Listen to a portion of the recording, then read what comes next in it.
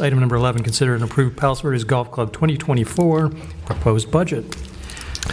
And staff, I'm going to go ahead and recuse. Okay. So I will catch you on the flip side. All right. Due to my membership in the golf club. Well, we will miss you. Bring back more Kit Kats. I'm heading this way too. I'll have a milk dud.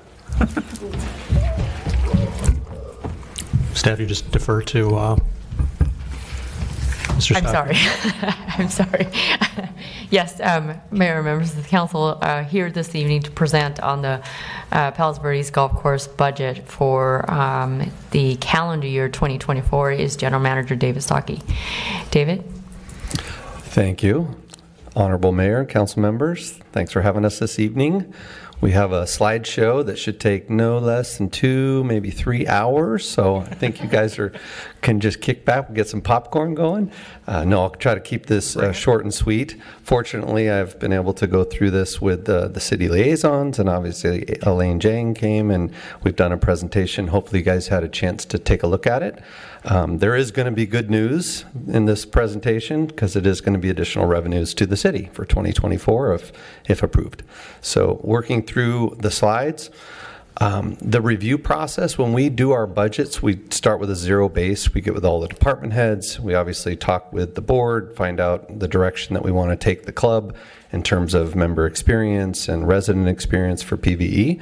And then we move quickly into all the fine details of the budget. So we have a lot to review and cover. So jumping into, what we're focused on. This year, we do have a new president. Just to alert you guys, George Francisco was elected, and new board members Tracy Bracken, Andre Viemier, Willie McAllister, and we also have our defining strategic plan that we worked on with club benchmarking with Steve Mona. And during that process, it was about 9 months. We did a presentation back to the membership with our fall general membership meeting and kind of covered all those aspects of what that strategic plan would look like in terms of trying to understand the direction the club needs to go and how that's going to impact our dues, capital, and operating. Opportunities and challenges, we have the LPGA event, member events, private events. We did 41 weddings this year. We had 14 outside golf tournaments, all driving the bottom line. And then utilities are always a challenge. Water being one of them this year was quite nice because we had 34 days closure with rain. Solar power is something that you guys have already approved with the board, which is great. We actually have some great news on that. Talking to them today, it looks like probably by third quarter we should have solar installed for 2024. And golf rounds are down 10%. That's a derivative of the 34 days that we lost, or 33 days that we lost due to rain.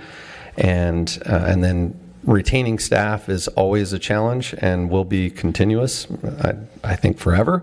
But at this point, we're doing a very good job of that. We have a lot of long-standing staff members. We have at least 30 that have been there for 10 plus years, which is incredible. And then we still have the ongoing challenges of food and beverage costs rising, labor costs rising, and all of our cost of goods sold, including insurance, rising. So with that,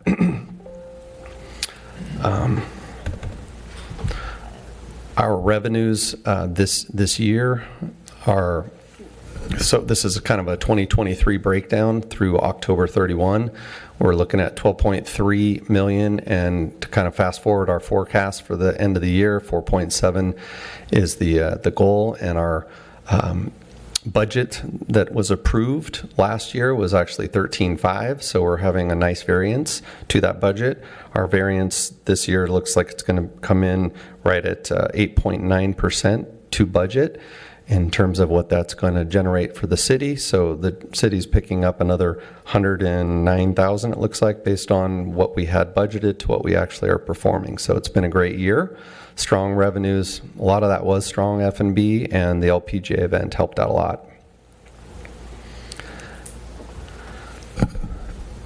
And then this is kind of a breakdown of where we stand with our expenses thus far in the year.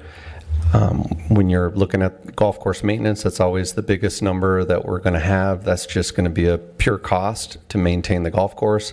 Golf ops usually do quite well because it's, again, mostly revenue that's straight flow through to the bottom line with the expense of the COGS and the labor. And then our food and beverage number, which typical clubs are, subsidizing 14% nationwide. We actually do much better than that. And these are our numbers that are net of the 10%. So we end up coming in for the year. We're expecting a net profit, a small net profit, probably around $50,000 for the year. That's going to be a plus or minus number depending on what happens in December. And then the operating budget for 2024 that we're proposing is going to come in at 15.8. Of that, 14.8 really comes down to the city's percentage. So the city piece of that is going to end up being $1,485,000.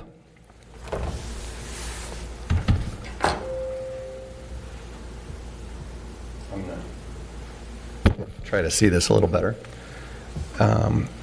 So it breaks down the golf ops, COGS, payroll, so on and so forth, and then where we end up having to get to our number, we had to do a proposed dues increase. It shows 10.37% here.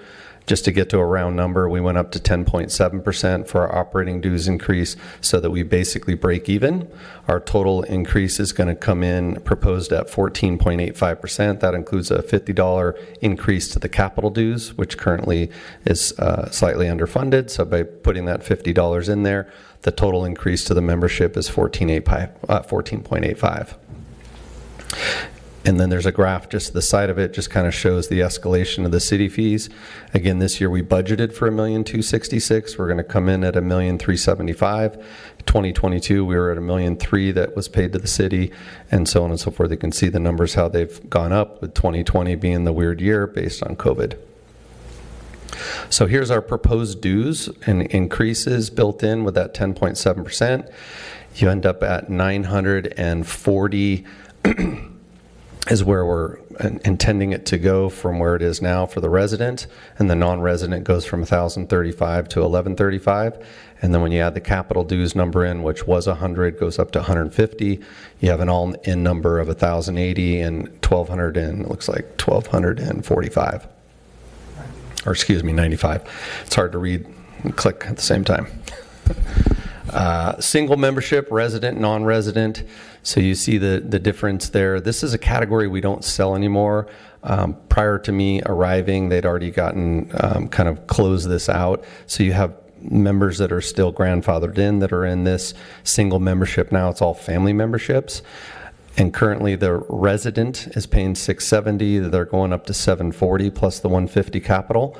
And the non-resident is $710 going up to $785 with the $150 on the capital for the total amounts that you're seeing to the right of, I think, $890 and $935.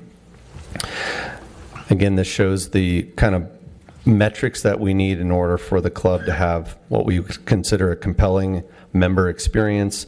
Great for the residents of Palos Verdes Estates, and it just requires these increases, which we've already approved at the board level and presented at the fall general membership meeting to the members of the club. And the explanation is pretty straightforward. Labor's going up, costs of everything are climbing, and we need to be in a position that we can attract and retain our staff and also provide a really great experience for everyone that comes to the club. You guys had a chance to probably review this, so I won't go line by line, but this is our breakdown of the results for our capital for 2023 so far. We are basically taking care of all these line items that were approved and necessities that we believed would happen in 2023. Some of them are still in the works. Some have been punted to next year, like the recycled water project. So that's a big variance on this, is that we still have $1,455,000 from recycled water project that we haven't really spent much or anything on to this point. And then we're in the middle of a kitchen renovation that was also approved at the City Council for $2 million, and that is still coming in on time and on budget.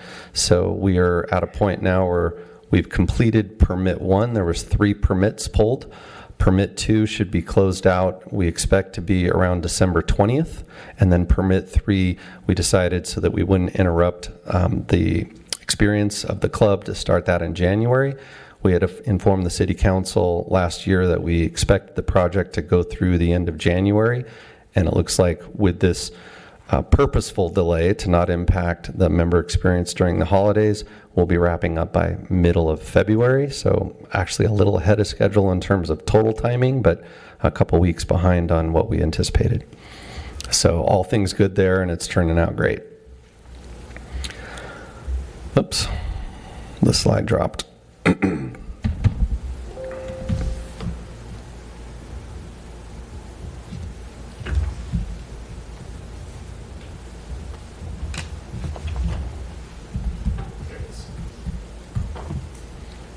Okay, I'll quickly go through these. There's just some pictures of recent renovations. This is permit 1 that we've been talking about for the kitchen expansion. Permit 2 is the banquet kitchen. And these images you kind of seen before, but we're working through them beautifully. This turned out really awesome. The lower expansion, that's almost exactly what it looks like. We just flipped the sink to the other side and put in our new Convia oven into that position. And then permit 3 is when we move from basically the banquet kitchen into the main kitchen and swap out the flooring and put in new equipment. So that's what we're basically going to wait on until after the holidays, and that's anticipated to be a 6-week project, start to finish.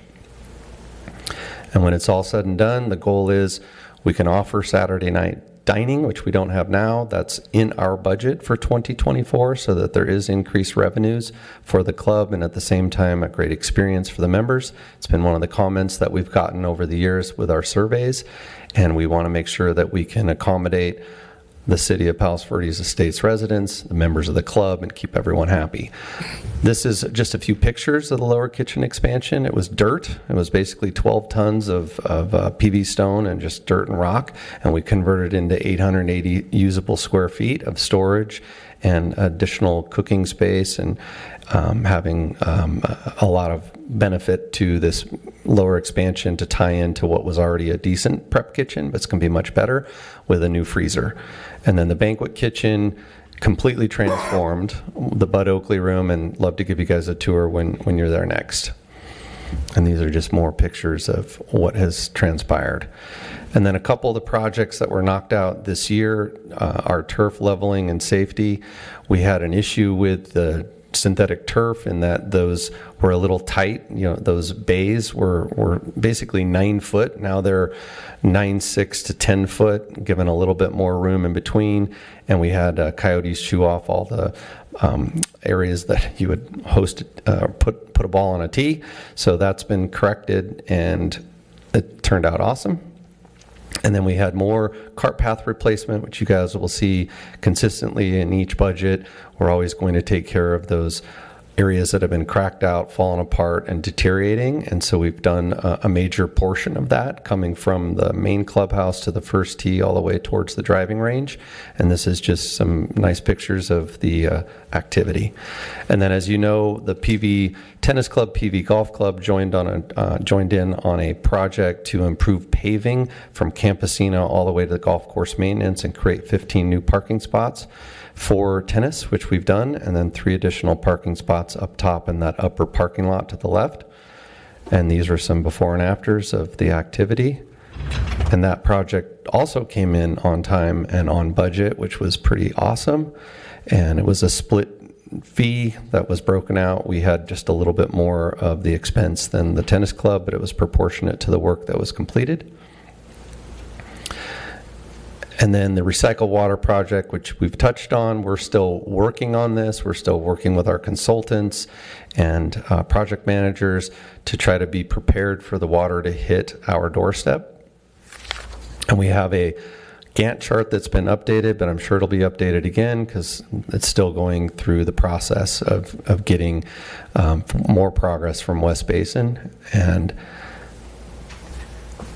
our 10-year pro forma, we've been asked to provide this. We did a 10-year capital reserve study. It's actually really a 30-year capital reserve study with a company called Buddy Hughes Asset Management. They're phenomenal. They do Terranea and about 150 other clubs. I've worked with them for the last 15 years. and at 2 prior clubs. So I knew that it was going to be extensive, a lot of work, and I tipped my hat to Dave Schreiner, our controller, who's here today, because he did the lion's share of this work.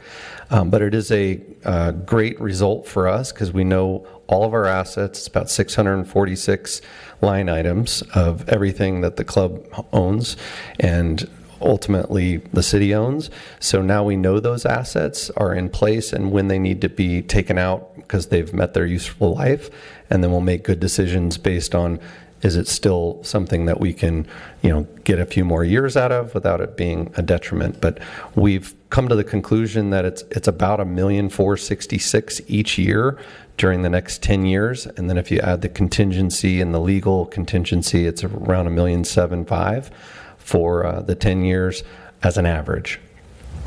And this is a breakdown of that.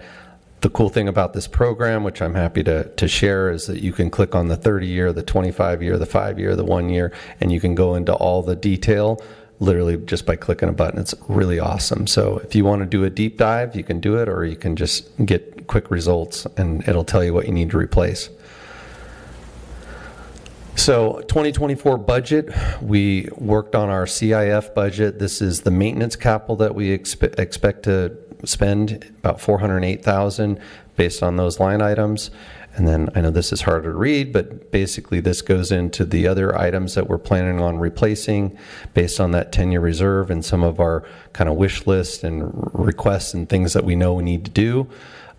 Some big items, I'm sure you guys have seen the bridge on hole number 12 is going to be a fairly heavy expense. We have some other retaining wall issues that exist on hole 8, and it adds up all in when you look at just what we're looking to do in 2024, about $2,055,000 or $2,035,000, and then you add in what's currently a carryover for the recycled water project and kind of our anticipated carryover from CAF, which could be plus or minus $100,000 on that number. It ends up being 3.6, and those carry forward items that we're talking about that we're predicting to be $100,000. It's primarily the kitchen project, so it's already been approved. We already have the cash in the bank, so if that number moves, it's already been approved at this council level and the board level. CIF cash forecast. So this is where we anticipate to start the new year, 3.464, and then with new initiation fees and member capital dues, our CIF expenses and the capital expenses that we've called out with the 3.6, some of which has already been pre-approved, we end up with an ending cash balance anticipated of $2,549,000. And this give you an idea of the initiation fee history. One of the requests was to raise the initiation fee currently from $65,000 and $95,000, move it to $70,000 and $100,000. We have 80 on the waiting list currently, of which 25 are residents, and then the remaining 55 are non-residents on that waiting list. And so this would be proposed to go up that $5,000, which we believe is still puts us in a very competitive place in the market. Right now, Rolling Hills is at $200 and $100 that you get back. So they have a different component because it's equity, and you, in theory, get half of it back. Here, it's basically non-refundable. You write the check, and that's the end. You get to enjoy the club for as many years as you can. And then the breakdown of members that we currently have, this shows everyone but the widow and the inactive. And I think widow we have maybe 6, and inactive I think is somewhere around 14, give or take. The inactive do pay a fee based on the concession agreement. They actually pay a pretty decent amount on dues. I think it's around $220. And then the widow have their built-in dues, which is, again, they're only 6 of this whole amount. All in, we have about 836 members paying dues. And prior year, you can see that we tracked pretty closely. New members this year, we end up with, looks like 35. That's a year-to-date number versus this time last year we were at 24. Regular is 24, and the JEMs is 11. So we've seen a little bit more movement there, and you can kind of track the changes below that. There's been more regular to senior and just all the other numbers track pretty closely. JEM to regular because they're trying to beat the price increases, even though they're still young enough to be a JEM. They'd rather get the regular membership because they fear that the initiation fee will continue to rise, and they want to vote and like the idea of being a regular member. And so for our focus in 2024, we're going to continuously try to improve the course, solar power, keep the strong relationship with the city that I think the city liaisons have done a great job with our board and our management team, and strong financials, which we continue to have, a membership waiting list that we hope to maintain and keep in good position, as well as it's nice to see that 4 or 5% attrition rate so that we're getting initiation fees in, and then exciting capital projects with the recycled water, a pending Centennial project that will come to the City Council at a later time if it ends up having some legs behind it. And then, of course, the short game and driving range enhancements that we've talked about in the past. And that would also come to the City Council once the city liaisons have had a chance to review that. We don't have a final plan for that just yet, but that would be something that would happen hopefully in quarter 2024. We'd be talking about at least the short game and driving range, and then coming to you with the Centennial presentation. And then always enhance our member experience at that Saturday night dining. The LA Open, is great. We've locked it in. I have the signed agreement. I know that was a question that we still had it there. I actually got it today, the executed signed agreement for myself and James. We wanted to make sure that they added the hospitality tent because it was an issue last year that they were trying to kind of pull that out and then put us with the expense of trying to figure out how to create some money for them to cover the costs of the tent. So they had to put that in the language. They did. Now it's signed. I was not going to the operating and capital ledger. I think you guys are very aware. I think the most important part of the slide is to realize that Palos Verdes Golf Club has done an outstanding job of continuously investing in the facilities, which is a key to success. And this slide does a good job of kind of showing that. Your Amazon is obviously reinvested, and then Macy's hasn't really invested as much. Your net worth over time reflects the market relevance and the competitive standing that you have. So PV Golf Club with the board and the city council have done a great job of keeping that asset fresh and nice. And that these are slides that just kind of show that and articulate that. Club benchmarking recommends a number here of 55%. We end up landing at 59% on the net to gross property, plant, and equipment. And hierarchy of capital priorities, you guys know. And then the Centennial project, just a few photos for what's to come or potentially to come in front of the city council.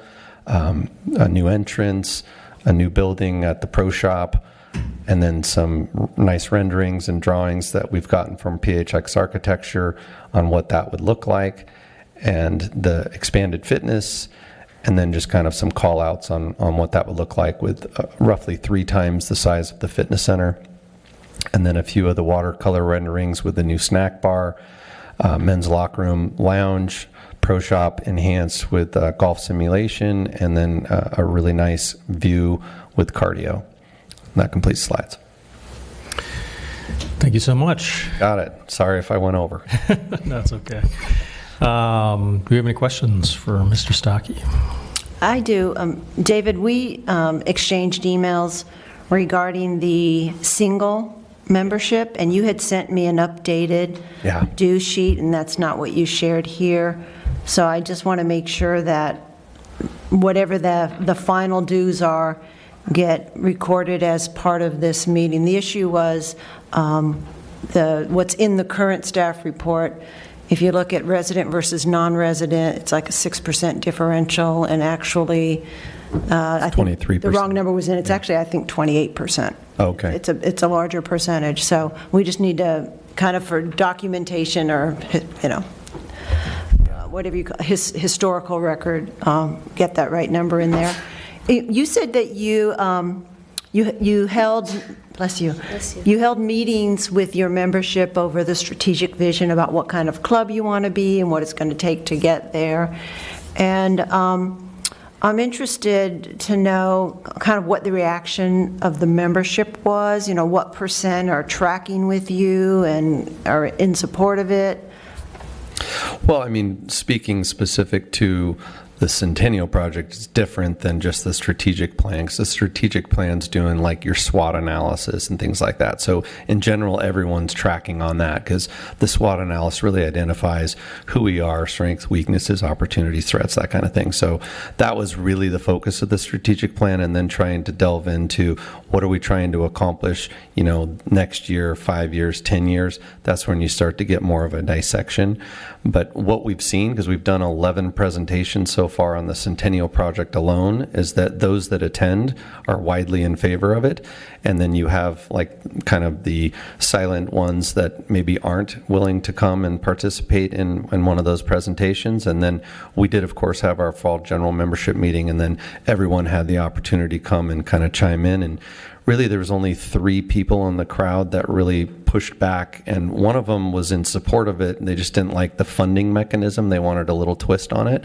And we're taking the feedback from the Q&As at the 11 presentations plus the fall membership meeting, and we feel like the momentum's certainly there, but you have 600 members, and we've probably been in front of maybe 300 to date. So we still have more presentations scheduled, and that's why it's not something that we're ready to kind of come to City Council with, but just letting you guys know, like, that's what we've been working through over the last few months, call it.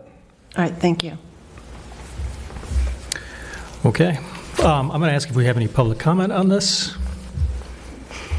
There is no public here, I don't think, so no public comment. Okay. Any concern about moving forward?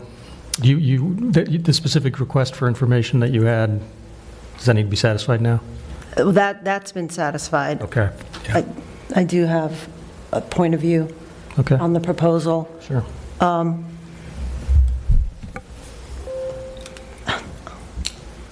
not seeing the compelling case for increasing the monthly dues capital, monthly capital dues 50%. When I look at the capital funding and I look at the projects and all of that, and I guess my other concern is it's a big jump, and by doing that, it decreases the potential, in my opinion, for increasing the monthly membership dues, which is something that the city actually partakes in. So I feel like by doing this, we're capping city revenue potential down the road unnecessarily. Because of a difference of $50? I mean, It's $50 a month, but what happens is, right, they did this, 14% increase this year, so then next year, what's the increase going to be? the counter argument, though, is that the $150 is the city's money, all of it. Yeah. Well, and I think that's probably the most important point. It's all city's money, and it's all going back into the club. That's part of the reason why I showed that slide on the 9.8% compounding annual growth rate. That's what you want. I mean, that's how you command more for dues and capital, for operating and the capital in the future, because you walk into the club and it's new, it's fresh, it's nice, and you can't wait to get there again. I'd add to part of the reason why we did that 10-year capital reserve. Right now, we're only bringing in $760,000 in capital dues, and a best practice in the club business is you want your capital dues to match your CapEx, your depreciating assets. So we're still well underfunded, even with a $50 increase. So we're going to be doing another $50 at minimum, regardless of what happens with the Centennial Project, because that's a whole nother discussion. But right now, we really should have been asking for $100 capital dues just to get to the bare minimum initiation fees.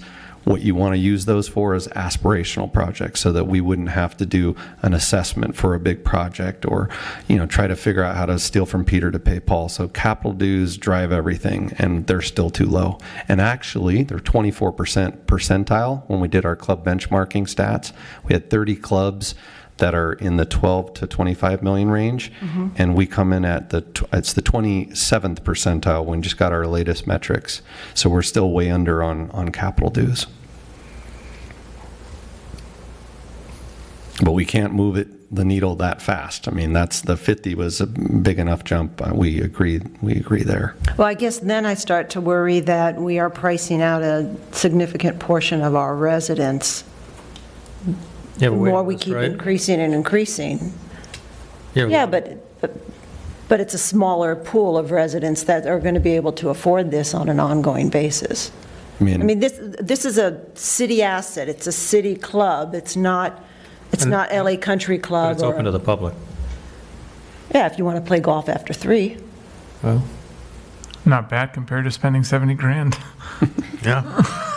As far as the capital is concerned, Don, Michael and I have been working with the club in trying to increase the capital. And as David just indicated, they would like to have gone up $100. And I would have liked to have seen that too, but I think we viewed that it had to come in stair steps. So in building the funds in order to handle the future capital improvements and amenities to the property is key to its success.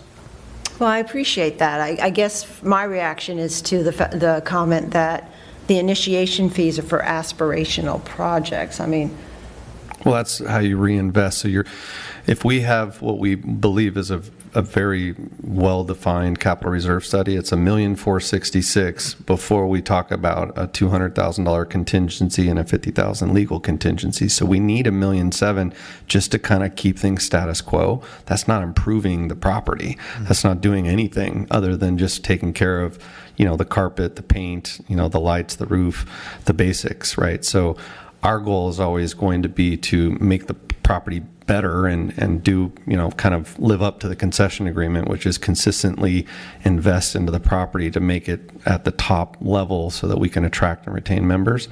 And we can't do that without having the initiation fees and the higher capital dues. I get that. I guess when I hear aspirational, I'm thinking Centennial Pro. Oh, no. Right? And I'm like, well, we just can't keep, there's only so many of those kinds of projects. Yeah. It could be bunkers. It could be like the number one complaint at every club, and it will be there for eternity, is the bunkers aren't consistent and the bunkers aren't good. And that's going to be something that, every 10 years you're replacing the bunkers. So that would be an aspirational project. You don't have to do it, but it's kind of a necessity if you want to kind of keep up with the Joneses. So. Okay. What I will comment on is the reserve study that they performed is phenomenal, and it gives them a much better direction of the capital dollars that are going to be required going into the future. And When he explained that, I was like, I'm sure David is salivating. Well, I happen to, yes. I did salivate, and I've encouraged Elaine and Anastasia that that's the concept that I would love to see the city adopt. I happen to have worked with that consulting firm over the last 15 years or 20 years, and I know the value of those kinds of studies. Okay. Can we put in the minutes that payback was very successful? One thing, sorry, humor, it's getting late. One thing that we've talked about a lot in our meetings, in particular around this sort of, future project idea, and I'll say it here, is I always try to think about, Don, to your point about all PVE residents and how they can benefit. I've heard from numerous residents, I don't play golf, whatever, but I like being social, and you know what, I'd really like a gym membership. I'd really like the opportunity to work out, and I wouldn't mind a food and beverage minimum or something of the sort. But I'm never going to play golf. But I have friends that do, and I'd like to be there and all that. So, I personally see an opportunity for the club and for the city in reaching. And I'm sure some golf club members that wanted to retain it to be only golf and like the idea that it feels more like a private country club. Sorry, guys. Don't like this idea, but I think personally that to bring more PVE residents into it, to expose more revenue to the city, to have it be more inclusive, that a combined gym and social membership is the thing that excites me. I realize everybody's excited about a men's locker room, okay, whatever, but the thing about that project that excites me is the gym concept and bringing more people into the fray. Well, and that's part of, bringing more residents in is part of the reason why we so wholeheartedly approved the kitchen remodel because it was going to expand access and Yes. options. So, okay, Ready to move? ready to move? Okay, I will move then that we approve the proposed budget for calendar year 2024 for the Palos Verdes Golf Club. Can I get a second? I'll second it. All right, all those in favor? Aye. Opposed? Go home. All right. Thank you for coming. Thank you so much. David. Appreciate it, guys. And the other Everybody. David. Yes, thank you. Yeah, and really, 95% of the work is right there. So thank you, Dave. Thank you both.